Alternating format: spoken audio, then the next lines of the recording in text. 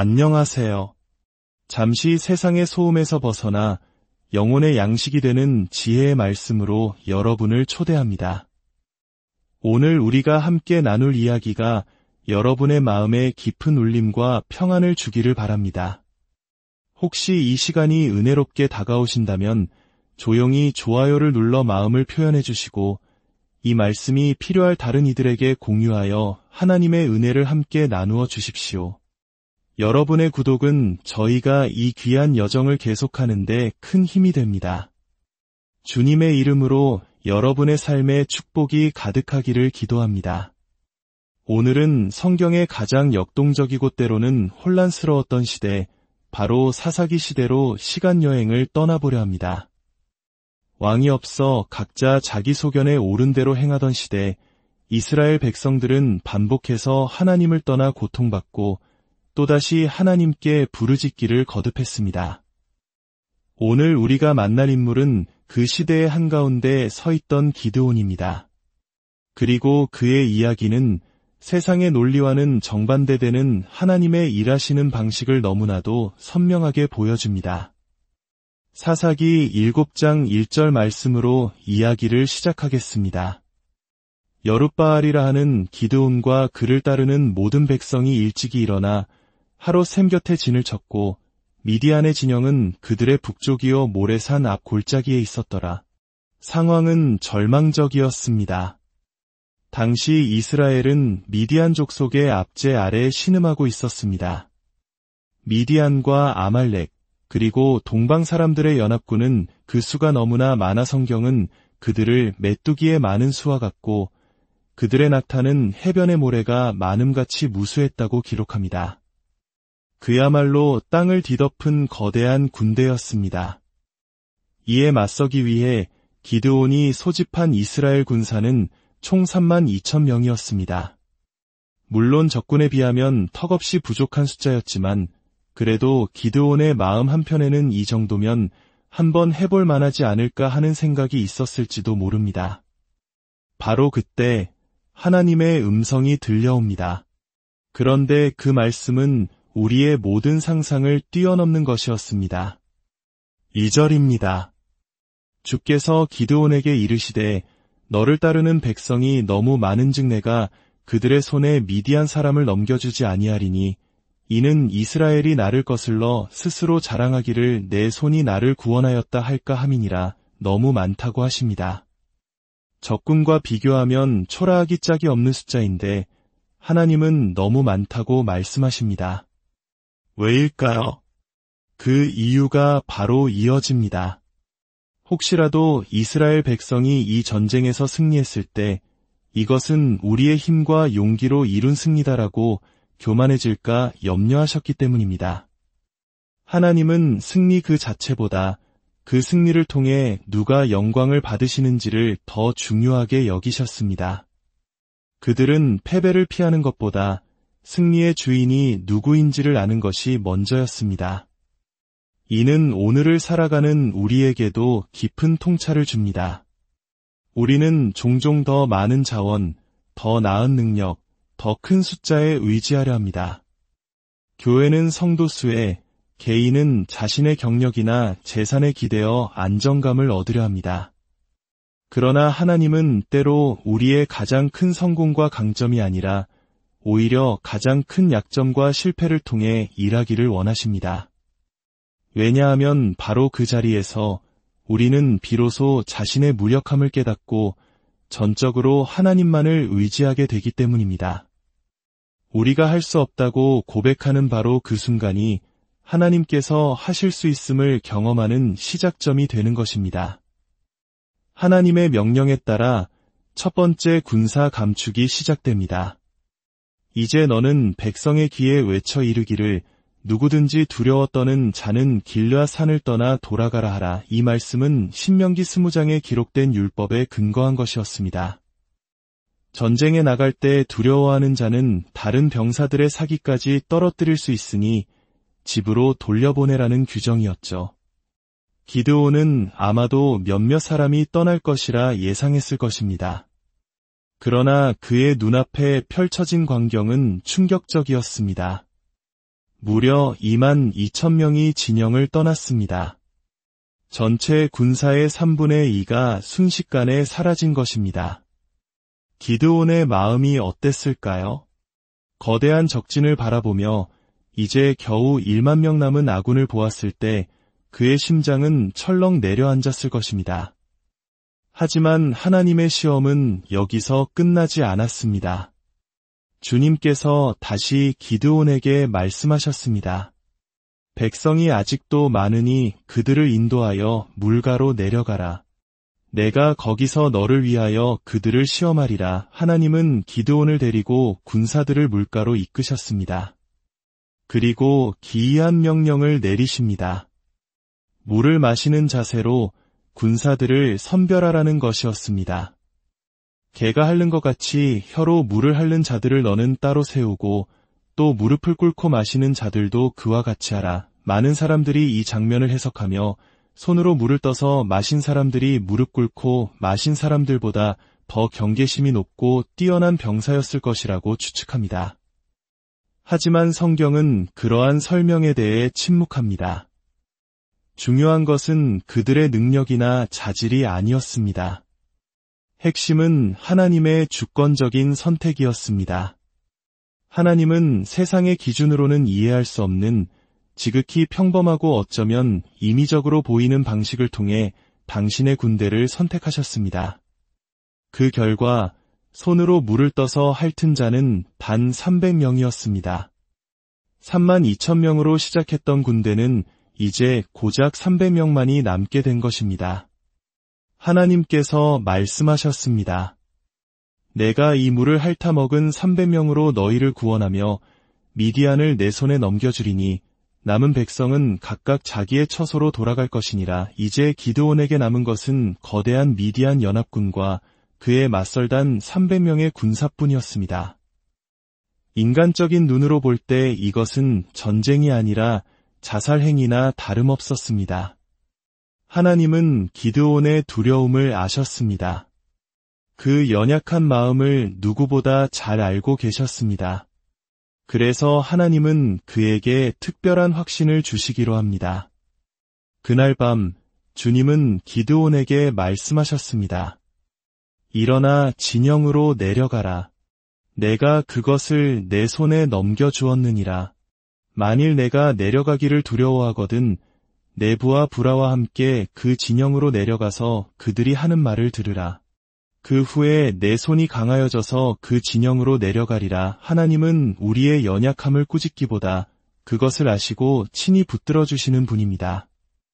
우리가 두려워할 때 그분은 두려워하지 말라고 명령만 하시는 것이 아니라 우리가 두려워하지 않을 수 있는 증거를 보여주십니다.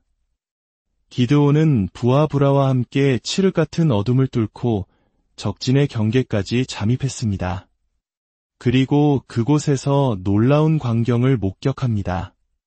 수많은 적군들 사이에서 한 병사가 동료에게 간밤에 꿈 이야기를 하고 있었습니다. 보라, 내가 한 꿈을 꾸었는데 꿈에 보리떡 한 덩어리가 미디안 진영으로 굴러들어와 한 장막에 이르러 그것을 쳐서 무너뜨려 이쪽으로 엎으니 그 장막이 쓰러지더라. 보리떡. 당시 보리떡은 가장 가난한 사람들이 먹는 음식이었습니다. 볼품없고 거친 음식을 상징했죠. 이 보리떡이 거대한 군대의 장막을 무너뜨렸다는 것은 실로 기이한 꿈이었습니다. 그런데 더 놀라운 것은 그 꿈을 들은 동료 병사의 해석이었습니다. 이는 다른 것이 아니라 이스라엘 사람 요아스의 아들 기드온의 칼이라. 하나님이 미디안과 그 모든 진영을 그의 손에 넘겨주셨느니라. 상상해 보십시오. 적군의 입에서, 그것도 가장 말단의 한 병사의 입에서 하나님의 계획이 선포되고 있는 것입니다. 하나님은 당신의 백성뿐만 아니라 이방인이자 적군의 꿈과 그 해석까지도 주관하시어 당신의 종에게 확신을 주고 계셨습니다. 온 우주가 하나님의 손안에 있음을 보여주는 경이로운 순간이었습니다. 이 말을 들은 기드온의 반응이 우리에게 깊은 교훈을 줍니다. 그는 곧바로 자신의 진영으로 달려가 우리가 이겼다. 고 외치지 않았습니다. 성경은 이렇게 기록합니다. 기드온이 그 꿈과 해몽하는 말을 듣고 경배하며 그는 그 자리에 엎드려 하나님께 경배했습니다. 자신의 힘이 아닌 하나님의 위대하심과 그분의 주권적인 역사하심 앞에 자신을 온전히 낮춘 것입니다. 진정한 힘은 자신의 무력함을 인정하고 하나님의 위대하심 앞에 경배하는 데서 나옵니다. 경배를 통해 새로운 힘을 얻은 기드온은 이제 담대한 지휘관이 되었습니다. 그는 300명의 군사를 세 부대로 나누고 그들의 손에 아주 이상한 무기를 쥐어주었습니다. 칼이나 창이 아니었습니다. 나팔과 빈 항아리, 그리고 그 항아리 속에 감춘 횃불이었습니다. 작전은 단순했습니다. 너희는 나만 보고 내가 하는 대로 하되, 내가 나팔을 불거든 너희도 모든 진영 주위에서 나팔을 불며 외치기를 주를 위하라, 기드온을 위하라 하라. 한밤중 적들이 가장 깊이 잠든 시간에 기드온과 300명의 용사들은 미디안 진영을 사방으로 에워쌌습니다. 그리고 기드온의 신호에 맞춰 일제히 나팔을 불며 손에 들었던 항아리를 깨뜨렸습니다. 한밤의 정적을 깨는 300개의 우렁찬 나팔 소리, 항아리가 깨지는 요란한 소음, 그리고 어둠을 밝히는 300개의 횃불. 깊은 잠에 빠져있던 미디안 군사들은 엄청난 수의 이스라엘 군대가 자신들을 포위하고 공격하는 것으로 착각했습니다. 극심한 혼란과 공포에 빠진 그들은 어둠 속에서 아군과 적군을 구분하지 못한 채 서로에게 칼을 휘두르기 시작했습니다. 결국 미디안의 거대한 군대는 이스라엘 군사의 칼이 아닌 자기들끼리의 칼에 의해 스스로 무너지고 말았습니다. 300명의 군사들은 그저 서서 나팔을 불고 항아리를 깨고 횃불을 들었을 뿐입니다. 전쟁은 전적으로 하나님께서 하신 것입니다. 사랑하는 여러분, 기드온과 300용사의 이야기는 단순히 오래된 전쟁 이야기가 아닙니다. 이것은 오늘을 살아가는 우리 모두의 이야기입니다. 우리 민족의 역사 속에서도 이와 비슷한 순간들이 있었습니다. 압도적인 수의 외세에 맞서 불가능해 보이는 싸움을 벌여야 했던 때 말입니다. 인간의 계산으로는 도저히 이길 수 없었던 상황 속에서 우리는 절망하지 않고 보이지 않는 더 큰 힘에 의지하는 법을 배웠습니다. 우리의 연약함이 오히려 하나님의 강하심을 드러내는 통로가 되었던 기적의 순간들을 기억합니다. 이 원리는 우리의 개인적인 삶에도 동일하게 적용됩니다. 혹시 지금 여러분의 삶에 미디안 군대와 같이 거대하고 감당할 수 없어 보이는 문제가 있습니까? 재정적인 어려움, 건강의 문제, 깨어진 관계, 혹은 미래에 대한 두려움일 수도 있습니다. 그리고 그 문제 앞에 선 내 모습이 마치 300명의 군사처럼 너무나 작고 초라하게 느껴질 수 있습니다. 하지만 기억하십시오. 하나님은 우리의 강함을 통해 일하시는 것이 아니라 우리의 약함을 통해 일하십니다. 하나님은 우리의 성공과 업적을 사용하시는 것이 아니라 우리의 상처와 실패까지도 그분의 영광을 위한 도구로 사용하십니다.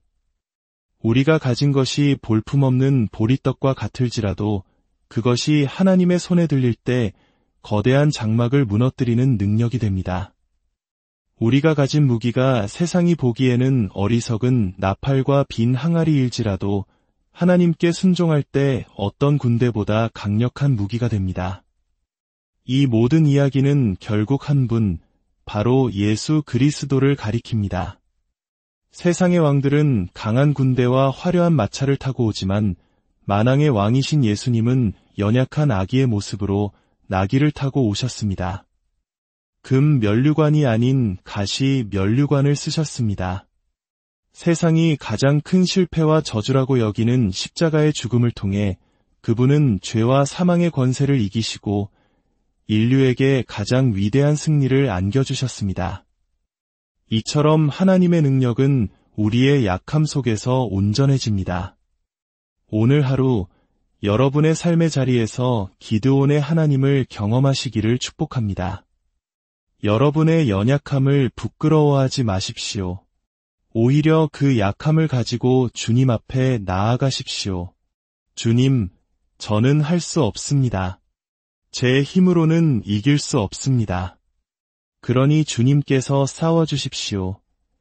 라고 고백할 때 주님은 우리의 손에 나팔과 횃불을 들려주시고 우리를 위해 친히 싸우시며 승리를 안겨주실 것입니다.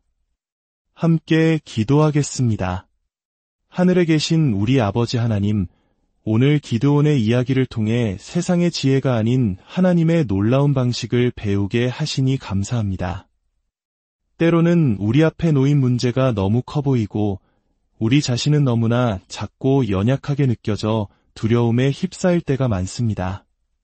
주님, 우리의 믿음 없음을 용서하여 주시고 우리의 시선을 문제에서 돌려 전능하신 하나님을 바라보게 하옵소서.